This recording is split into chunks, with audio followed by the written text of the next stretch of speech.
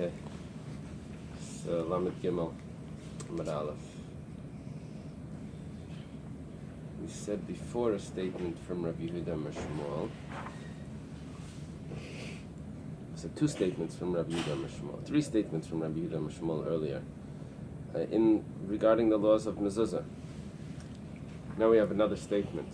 Va'amar Rabbi Yehuda Shmuel. Rabbi Yehuda says, and Rabbi Yehuda says the name of Shmuel. Kasval Shnei Dafim. The mezuzah is written on two columns. Daf is a column. It's really a page. Doesn't mean that it's two separate parchments already, or doesn't mean that it's two columns. From Rashi, it's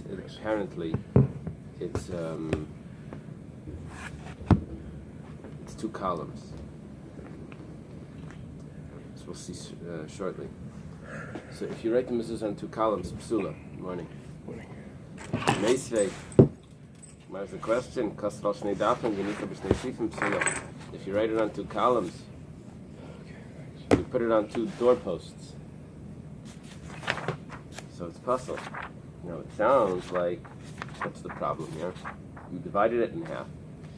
You were able to put it on two doorposts. That's no good. But ha b'saf echad. But if it's divided in half, but it's put on one doorpost, then it's ksheira. It's kosher. So why are you saying two columns is no good? We have a Bais that says the reason why two columns is no good is because you put it on two separate posts. The Gemara explains what it means is that if you wrote it on two columns in a way that you could have cut it and put half on one doorpost, half on the other doorpost, because you made a margin in the center in between the two columns, so then that would be invalid. Not that it's invalid because it's on the two doorposts, it's valid if it would have been able to be cut and put on two doorposts. Bais Springs in Yomi says that if it's on two parchments, it's puzzle.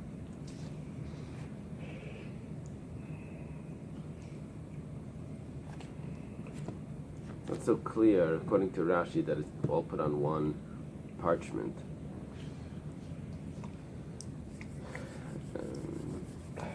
Maybe it would have been easier to learn that Shnei Daf means two parchments. If the Shema on one parchment and V'hayim Shmaya on another parchment, you roll them together and put them in the mezuzah. Then that shot would fit as well, and I don't know. Maybe that's what Tosfos means. V'amar Rav Yehuda Shmuel. Rav Yehuda says the name of Shmuel b'mezuzah halach acher heker tzir. It's a very interesting Gemara here. It says by mezuzah you go after the hinge. My heker tzir. Heker is the recognition of the tzir. What does it mean, heker tzir? Amar avada avkisa, or avaksa. This means a little hole in the door that the hinge goes on. There's probably some sort of hook that they would put a hinge in, right? And then the door could swing open and close. So hechidami. How does this work?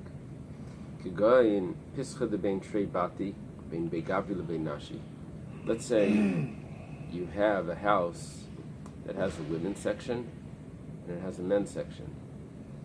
The harem, right? So, well, actually what would happen is the men's part of the house would have a lot of guests, visitors. The women's part of the house was more private. It was food and other things. He didn't want to be disturbed by all the visitors. Hey, good morning.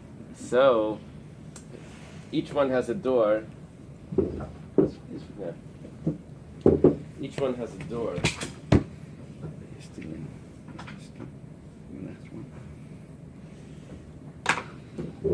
Each one has a door to the outside. So let's say this is the house, right? This is the women's, this is the men's. Each one has a door from the outside, and in the middle there's a door. You can imagine this in the hotel rooms that are connected. They have that. So, the door in the middle, which one is the main room? Because they each have an entrance to the outside, so you can't tell from, this is how you come into the house, because you have two doors coming into the house. Okay. So the Gemara says you go after the heker tzir. Whichever way the door opens. That would mean we're on 33. Oh, you're still in the new one. Oh, yeah, good. You always put it opposite the hinge. So, well, it would work is that the door opens this way, inside, so then this is the whichever way the door opens in, the door opens in, that's the main room. So it would go on the right. The door opens in, right? If it opens this way, it would go on. You can imagine in the big fancy rooms, the door opens like this, right? Not like the hurricane doors. They open inward and, okay. So the one that it's opening into is the main room. And then you put it on the right going into that. Okay, in Chabad, they do it more than this. Right. We'll have to see if that's the sources for that. But we do it even when you have one entrance, let's say, and it's very clear that this is the way through the house. Wait 1 second, but the door opens that way. You follow what I'm saying? Yeah. We just mentioned that if you have two doors and it's impossible to tell which is the main room because they both have entrances to the outside, so you follow in this, the center door which way it opens. Let's say you have one door to the outside and it opens up into a hallway, and then you have another door and that door opens into the hallway as well. They would put it on the left side going into the main room. Even though, 1 second, how could that be the main room? How could it be the left side? That's the main room. This is the hallway. Right. But Haketzir. From the Gemara, it's not clear that that's when we use Haketzir. The Gemara, from the Gemara, it's, you follow what I'm saying? In the Gemara, it's just when it's undecided which one. But it could be there's other proofs that it works like that. But that is the Bible sheet. Yeah. Reish Galusa bana beisa. The Reish Galusa built a house. You know what the Reish Galusa is? The Exilarch. He was the head of the community in Babylonia. Mayor. Yeah, but the head of the Jewish community. So he was the president of the show. So Amalei Rav Nachman Kavali Mezuzah. So he tells to Rav Nachman, put up a mezuzah for me. Rav Nachman was actually related to the Reish Galusa. He was possibly a son-in-law. I think Rabbi Barafua. Amar Rav Nachman. Rav Nachman says, Tali Dasha Beresha. Put up a door first. Okay, now there's 3 interpretations to this Gemara. Rashi's pshat is put up a door frame first, because I can't put a mezuzah in the door frame and then you'll put the door frame up on the door, because that's going to be tasav menasli. First, it needs to be chayiv in the mezuzah, then you put the mezuzah up. But if you attach the mezuzah to a post and then you put the post up on the door as the frame, that's no good. Taisvus learns that this Gemara is a continuation from the previous Gemara. Rav Nachman is telling him, I don't know where to put the mezuzah up. You didn't put up the door. I have to tell from the door which way it's going to open. You can't put a mezuzah on the wrong side. If it's going to open inwards, I need to see the door. The Rambam learns, the pshat in this Gemara is that without a door, you're not chayiv in mezuzah. Wow. That's why if we put up a mezuzah with just an archway or something with no door, we don't say a bracha. Right. It needs to have a door that opens. I'm Rav Yehuda Mar Rav. Okay. Now, until now, it's Rav Yehuda Mar Shmuel. Now it's Rav Yehuda Mar Rav. Officially, Rav Yehuda was a student of Rav earlier. It says, "Asa kamin nagar psula." If you put the mezuzah in like a peg, it's puzzle. Now, a peg would mean that lying flat. you see lying flat. You bang it in like a nail. You bang it into the door frame. You take the mezuzah and you bang it in. You drill a hole and slide it in. So it's laying flat into the depths of the doorway. So, Eily, is that really so? When Rabbi Yitzchak Bar Yosef came, Amar Kulam Mezuzah to the Bei Rabbi, Nagar Rabbi Avidan. All of the mezuzahs in the house of Rabbi were made like a nagar, like a peg. And then he goes on. He says, "Vahi pischa da ayil Bei Rabbi lebei midrasha le'avel mezuzah." In the doorway that went into the base medrash of Rabbi did not have a mezuzah at all. The Gemara says, "Leikasha." It's not a problem. You're asking about the pegs. Ha Davida kisichsa, ha Davida kistavira. This is when it was made. Sichsa is, I think, the peg, and this is when it's made kistavira. Kistavira has several interpretations. One interpretation is istavira is a joint of the thigh of the leg. The question is what it means.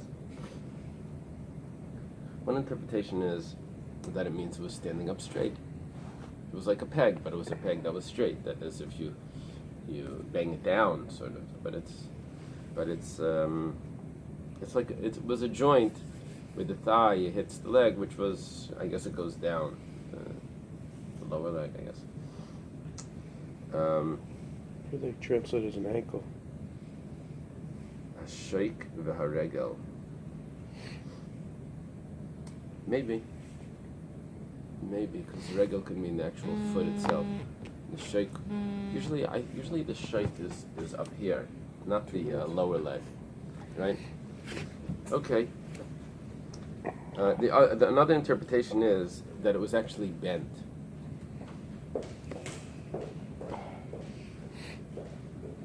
We try not to bend the scroll, but I would even do that. But in those days, I guess it was like more pliable, maybe, and they just it was put in on a Angle, right on an angle. angle, and that was acceptable. Where it says Eily, we're asking now that Rabbi did not have a mezuzah on the base medrash. But he pischa davi ayil bei Rav Huna lebei midrash v'havali mezuzah. Rav Huna, the doorway that he used to go to the base medrash, that had a mezuzah. It's a very interesting Gemara because Rashi has a different girsa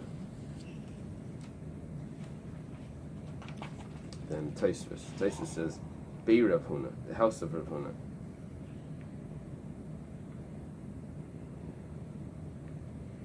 Tosfos, it's clear that he was going from his house to the base medrash. Tosfos says that the actual door to the base medrash didn't have a mezuzah, but he had an entrance from his house to the base medrash. He must have had a house on the side, and that doorway had a mezuzah. My answer is Hahu Ragel Hava. Over there it's different because over there that's a doorway that's commonly used. And in a mezuzah you go after what's common. The common doorway that's used, that's the one that needs the mezuzah. I was a little surprised by this Gemara because it doesn't play out in our practical halacha. Rashi says if a room has two doorways, the one that's more common to use, that's the one that needs the mezuzah. I didn't know that. I put up mezuzahs on every doorway. So I looked it up. Which side to put it on?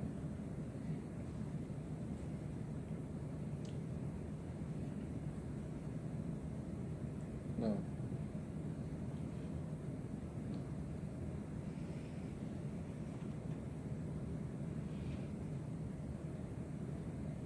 That's a possibility, but it doesn't sound like that from Rashi. It doesn't. From Rashi, it doesn't sound like that. There's two entrances. And only one of them needs a mezuzah. Right.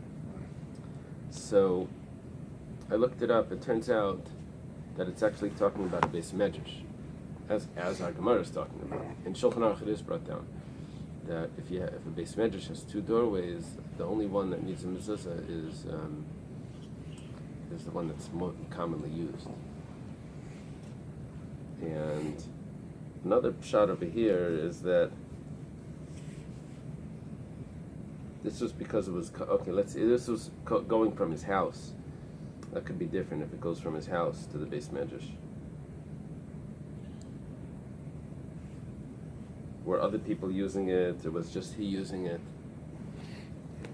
Because so Rabbi didn't have a mezuzah on this base medrash, and Rav Huna did.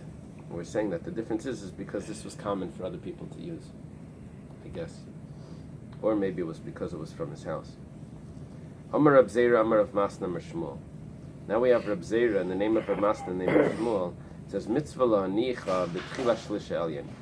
The mitzvah of mezuzah is to put it on the beginning of the upper third.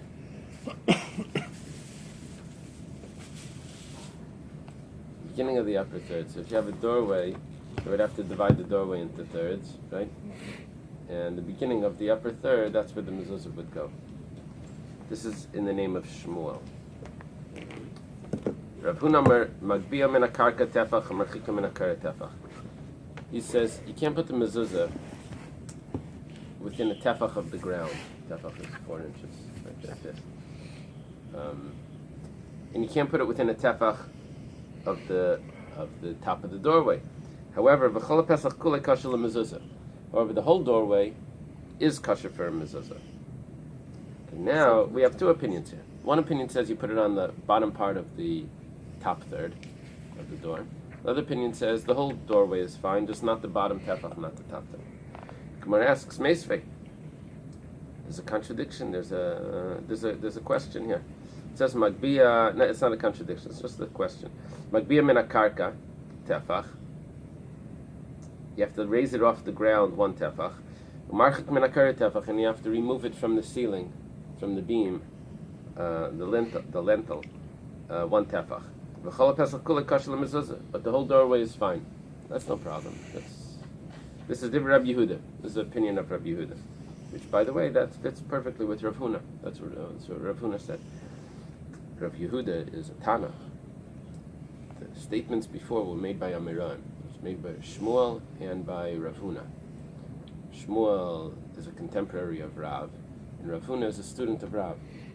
So they're first and second generations Amiran. And we're quoting a Bais of Tanaim, which is 100 years earlier. How this works. Rabbi Yosi says, Ukshartam, Uchsavtam. You have to tie it. Tefillin. Tie the tefillin, and you write the mezuzah, right? One verse after another. Ma kshira b'goiva. Just like when you tie the tefillin, you put it on the upper part of the arm. Ksiva b'goiva. Also, when you write the mezuzah, you have to put it on the upper part of the doorway. The Gemara says, Pishlai mala Rav Huna. We have a source for Rav Huna. Why? Damar Rabbi Yehuda. He says exactly what Rabbi Yehuda says. What does Rabbi Yehuda say? That you have the whole doorway, except for the bottom tefach and on the upper tefach. Ela l'Shmuel Damar Kaman. But who does Shmuel go like? Like Rabbi Yehuda, like Rabbi Yosi. It sounds like he goes like Rabbi Yosi. Why is we making a big deal? Well, the problem over here is that Rabbi Yosi says it's understood from Rabbi Yosi that you should put it as high as possible. From Shmuel, it sounds like that you don't put it as high as possible. You put it at that third. The Rambam actually rules that you're supposed to put it on the third, the bottom part of the upper third of the doorway. And if you put it higher than that, you're still Yaitzer. So. Lower than that? No. Yeah, I guess not. In other words, that is its real place. Sometimes they tell us you put it anywhere in the upper third. According to the Rambam, that's not how it works. It has to be at the bottom part of the upper third, and it's like davening, you know. According to the Rambam, I believe the time for davening is at the Netzach Hama, and if you daven later, you're still Yaitzer. We don't usually say it like that. Usually say, well, you have from sunrise until then to daven.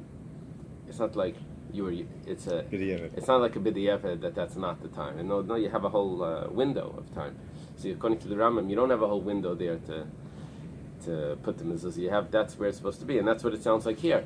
But Rabbi Yosi sounds like you just have to put it on the top, the upper part of the arm. He compares it to. Amar Rav Huna Breder Rav Nasan li'olam k'Rabbi Yosi. No, he actually goes with Rabbi Yosi. We're going to 33b. What does it mean, the beginning of the upper third? The Ka'amar, that he says, laharchika, that you shouldn't make it more lower than that. But higher than that is good. Now there's this commentary that entered into the Gemara. It says, you shouldn't distance it from the upper part more than a third. There's a big discussion in the halacha.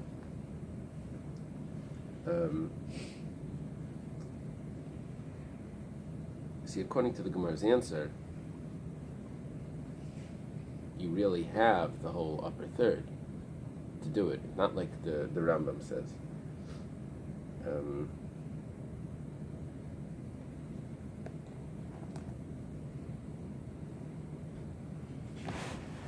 I guess he's not accepting this Gemara's answer.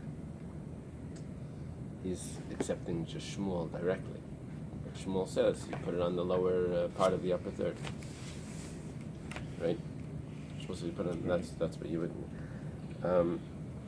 We didn't mention here.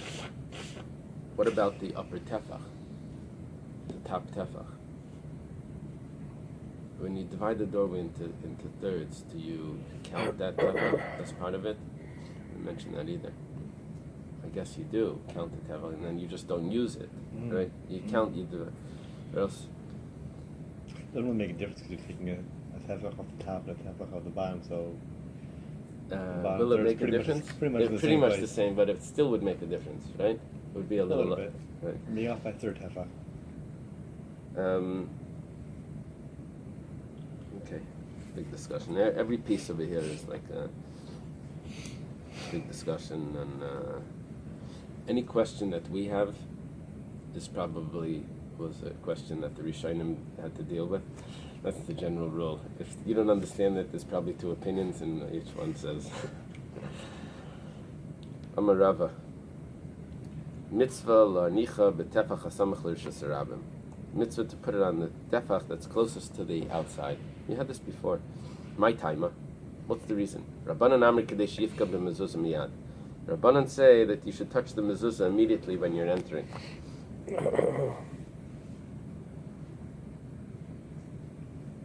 Another girsa, that you should touch a mitzvah.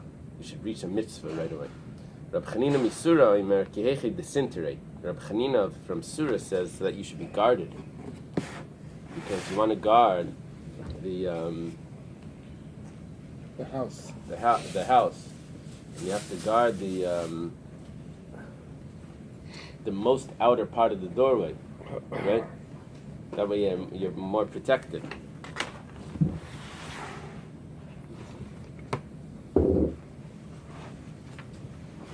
Let's see, 33.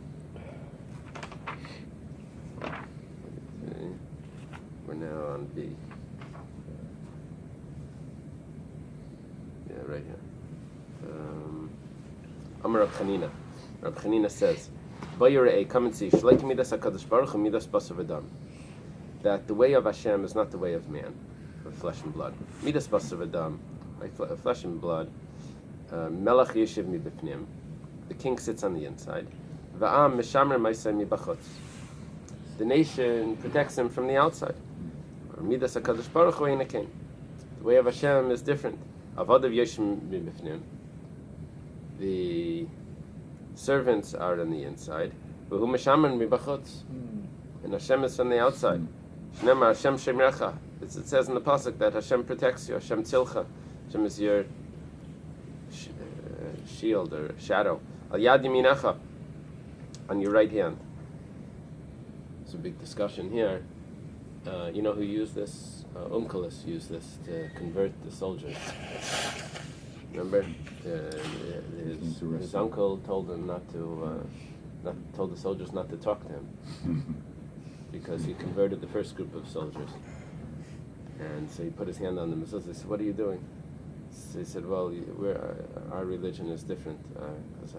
Our God protects us. You have to protect your God." So it became like a whole interesting philosophy that, that God in search of man, all of that stuff. But here it's like, it's just so interesting. It's usually like we're servants of Hashem. So there's a discussion: does Hashem need us? Or what do we do for Hashem? And okay, so with that will work out. But here it's like totally the opposite. Hashem works protects the people. It's like so interesting. Okay, Darash Rabbi Yosef, Brei de Rava, Mishmei de Rava. Rabbi Yosef, the son of Rava, says in his father's name, Hemik la tefach psula. If the mezuzah is deepened in one tefach, it's not valid. Lema Messiah. Let's bring a proof to what Rabbi Yosef says. A lot of times when it says Lema Messiah, let's bring a proof. The Gemara says, it's not a proof. Not because we're disagreeing, just it's not a good support. Hanicha bepatzin aishatala alav malbein. If you put it inside a doorpost, or you hung it inside a doorpost. Malbein is like a brick.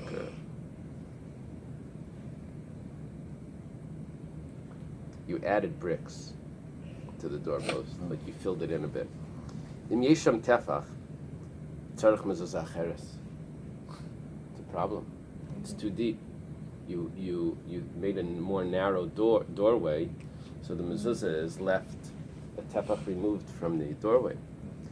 Now, if there's a tefach there, im lav, if you don't have a tefach there, and that means that what you added is narrow, in a tzarich mezuzah acheres, you don't need another mezuzah. So this should be a proof that a tefach is too deep. Gemara says, Kitan yeh bepesach shacher yadelas. That brisa that you're quoting is not a real proof, because that's talking about a doorway that's behind the door. It's a very complex Gemara here. The picture that my Gemara gives is like this, where you have two doorways, and the question is, would the mezuzah for this door be good enough for that door? So our discussion is it a tefach?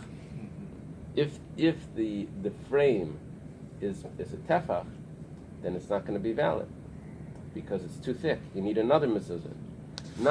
It's not saying that the mezuzah can't be a tefach deep in the frame. It's not saying that. It's saying that is it considered two frames, or is it considered one frame?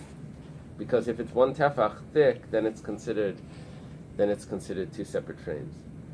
Now the Mefarshim have a big problem with this the way that we're learning it, because in this instance, one of the mezuzahs is on the right and one's on the left. Right. It doesn't work. Yeah. So they offer another interpretation.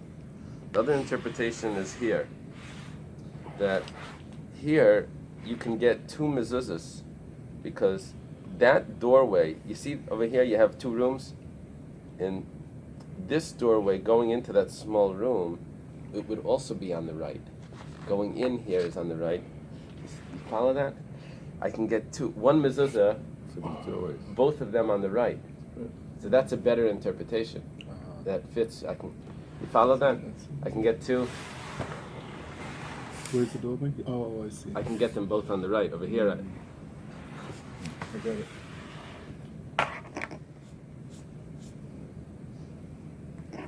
okay. They give another pshat that, where's this pshat from? They give another pshat like this. That maybe you have two doorways. One of them is a smaller one. Okay. And this is the one, like the big doorway is not really used. You put a mezuzah up, and that's going to be good enough for that. The problem is the Masha said it's also not on the right. One doorway has it on the left. Yeah. I would like to learn it that it goes over there, that you put a mezuzah there. Will that cover both, depending on the thickness? Right. What's compelling him to say it's on the center? One I don't know. mezuzah would help for both doorways? If it's not a tefach, that's what we would be learning. If it's not a tefach thick, then it would work, because it would It would share the same. It would door, share the same thing. doorpost. Okay. The Gemara asks, 1 second. You want to say that's the pshat in the Brisa, that you're talking about a Pesach, two doorways. And that's the question, that's the issue of the tefach. You can't say that, because that we have a clear brisa that discusses that. It says, Pesach shachar yedelis, im yeshem tefach tzarech mitzvah zacheres, m'laveinu tzarech mitzvah zacheres. In that brisa itself, it gives me another case. So you can't say that the first part of the brisa that says that if hemikla, that if you add a patzin or a malbein, if there's a tefach, you can't say that it's talking about two doorways, because the Bais then continues and says the case of the two doorways. The first one must be talking about where it's one doorway that you just made narrow. You can't go on and say another case and then say that the first one's talking about the same thing. The Gemara says no, Ketzat Ketani. The Bais was just explaining the first case. Saying how, I'll give you an example. It says, so that's why it's really one case. Okay, Tana. It's taught in a Brisa. Hamed la malbut shalkanim. If you have a doorway that you put up, the frame is made out of reeds. You put you cut one of those reeds and you put it at the mezuzah inside. Amar Ravacha brei de Rava, Ravacha the son of Rava says, Leishanu al shehemed, it has to be put up first, and then you cut it. V'iniach, aval chatach v'iniach, but you can't do it first. Putting up Psula, it's possible. Why? Because Tasav Menasi. The Rashi used this before to explain a different Gemara. Remember, we used it to explain when Rab Nachman tells them, "Put up your doors first." Rashi says it means put up your frame first. The Gemara didn't say it yet. So Tosfos had a different shot where he wanted the hekatzer. He didn't know which way to put it. Okay. The frame needs to be up first, and then you put the mezuzah on. Amar Rava. Rava says, Hani pischi shimai. These, like lousy doorways. P'turim min mezuzah. Defective. Defective. Okay, that's a more appropriate word. Okay, my slang. Is pater from mezuzah. My pischi shimai. What are the defective doorways? So pligi bar Rav Rechume v'Abba Yosi. It's nice names, not so common. It's a statement from Rava, and Rav Rechume and Abba Yosi are discussing what Rava says. Chad amar d'leslu tikra. One says, okay, the simple interpretation is that it doesn't have a lentil, right? It doesn't have